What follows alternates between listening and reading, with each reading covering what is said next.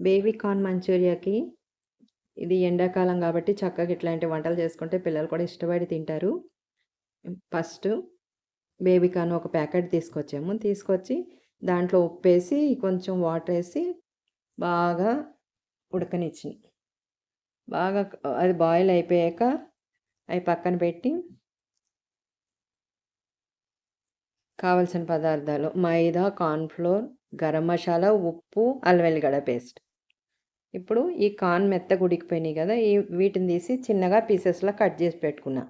Baby corn. ఇందులో అల్లం వెల్లిగడ్డ పేస్ట్ కొంచెం,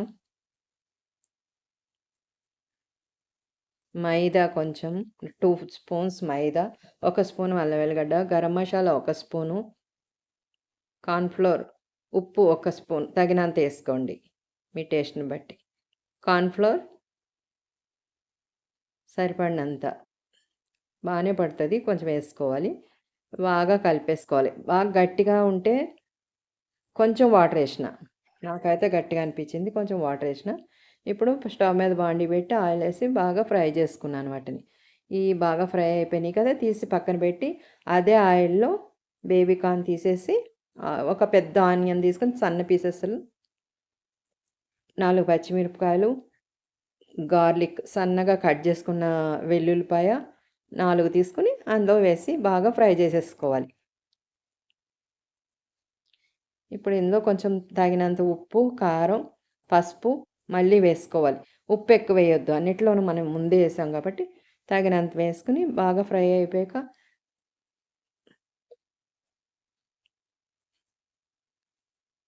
కార్న్‌ఫ్లోరు కొంచెం వాటర్లా కలుపుకున్నాను కదా, అది వాటర్ వేసేసిన.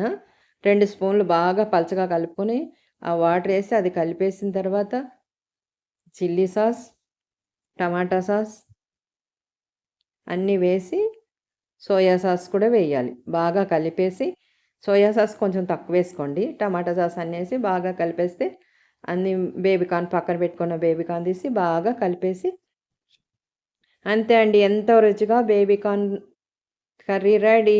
మంచూరియా రెడీ అయిపోయింది. ఇది ఎండాకాలం పిల్లలకి పెడితే చపాతీలో కానీ, రైస్‌లో కానీ ఏంలోకైనా చాలా బాగుంటుంది. ఉత్త కూడా టమాటా సాస్ వేసుకొని తినొచ్చు. పిల్లలు ఎంతో ఇష్టపడి తింటారు. మీకు నచ్చితే లైక్ చేయండి, షేర్ చేయండి, సబ్స్క్రైబ్ చేయండి ఫ్రెండ్స్. Please like.